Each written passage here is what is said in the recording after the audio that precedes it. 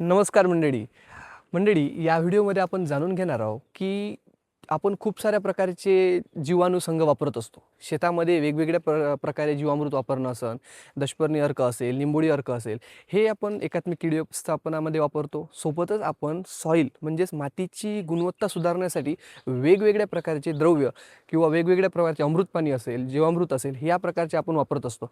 तर मंडळी, या व्हिडिओमध्ये आपण जाणून घेऊया की अशाच प्रकारचं एक म्हणजेच काय तर गोकृपा अमृत यामध्ये कशा प्रकारे आपल्याला बनवायचं आहे, याचा फायदा काय होणार आहे आपल्या जमिनीसाठी, कशा प्रकारे आपल्या जमिनीची पोत सुधारण्यासाठी मदत होणार आहे, या सर्व गोष्टी या व्हिडिओमध्ये जाणून घेणार आहोत. तर मंडळी, मी सुतीक्ष्ण धोटे आणि तुम्ही बघत आहात इंडियन फसल. मंडळी, आता इथं आपण आपल्या एका शेतकऱ्यांनी गोकृपा अमृत तयार केलेलं आहे. आता या गोकृपा अमृतमध्ये काय आहे हे सगळ्यात मोठा विषय आहे. तर याच्यामध्ये साधारणतः 60 ते 70 प्रकारचे बॅक्टेरियल कल्चर आपल्याला दिसून येतात. मग आता हे जे काढलेलं आहे गोकृपा अमृत, हे एक सुतारिया या नावाचे व्यक्ती आहेत. यांनी त्यांच्या गोशाळेमध्ये रिसर्च करून या प्रकारचं बॅक्टेरियल कल्चर निर्माण केलेलं आहे. आता यामध्ये आपण ज्यावेळेस बनवत असतो, ज्यावेळेस आपण जीवामृत बनवत असतो, त्यावेळेस आपल्याला काय पाहिजे की गूळ पाहिजेत, आपलं बेसन पाहिजे, माती पाहिजे, शेण पाहिजे, गोमतीर पाहिजे, हे सर्व गोष्टी आपल्याला आपण टाकत असतो. परंतु त्यावेळेस काय होते की ज्यावेळेस आपण ड्रीपनं त्याचा प्रश्न येतो, त्यावेळेस ते कुठंतरी अटकते, फिल्टरमध्ये अटकते. जर आपण पंपाने देत असेल तर पंपाने सुद्धा देताना त्रास जातो. तर त्याच्यावर उपाय म्हणून आपण गोकृपा अमृत वापरू शकतो.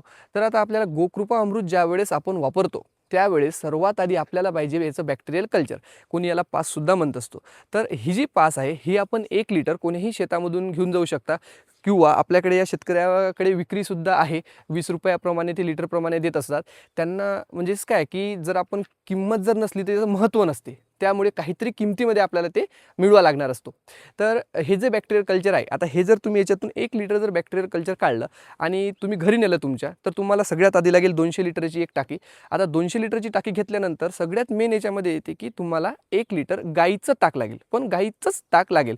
तर 1 लिटर गाईचं ताक आणि त्याच्यासोबत 2 किलो आपल्याला गूळ लागणार आहे. हे सगळं मिश्रण तुम्ही एका बकेटीमध्ये मिळून घ्या आणि हे झाल्यानंतर या टाकीमध्ये 180 लिटर पाणी घेतल्यानंतर 1 लिटर तुम्ही काय करा की आपलं बॅक्टेरियल कल्चर टाका.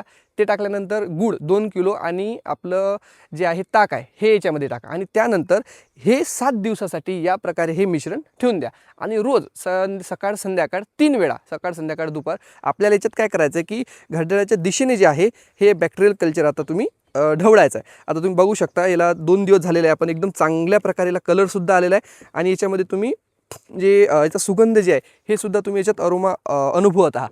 आता याचा सुगंध थोडासा आपल्याला एक वेगळा असणार आहे, कारण की आपल्या ते परिचयाचा नाही आहे, त्यामुळे आपण याला दुर्गंध पण म्हणू शकतो. परंतु हे शेतीसाठी एक सुगंधित उठणं असल्यासारखं आहे.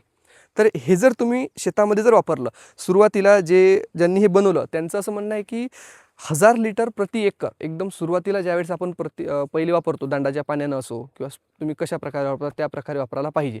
परंतु कमीत कमी आपण सुरुवातीला 200 लिटर प्रति एकर जरी वापरलं तरीसुद्धा आपण एक चांगल्या प्रकारे याच्यामध्ये सुरुवात करू शकतो. आणि ज्या शेतकऱ्यांकडे फळबाग आहे ते शेतकरी ड्रीपद्वारे सुद्धा हे देऊ शकतात आणि याचा रिझल्ट खूप चांगल्या प्रकारे आपल्या जमीन भुसभुशीत होणे, पाणी धरून ठेवण्याची क्षमता वाढणे.